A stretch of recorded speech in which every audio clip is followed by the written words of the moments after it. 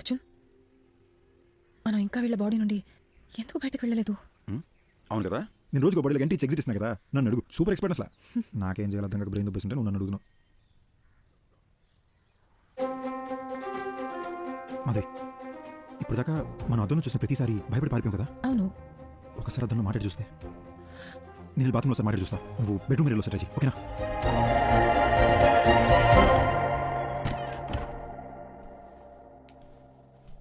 Hi Rishi.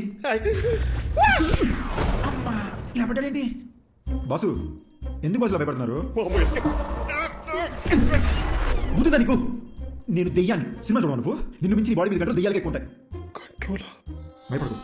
నేను మాట్లాడేది వినిపిస్తుందా? ఉట్టుకల భయపడిపోయా. వినిపిస్తుందా? వినపట్టమేంటి బ్రో?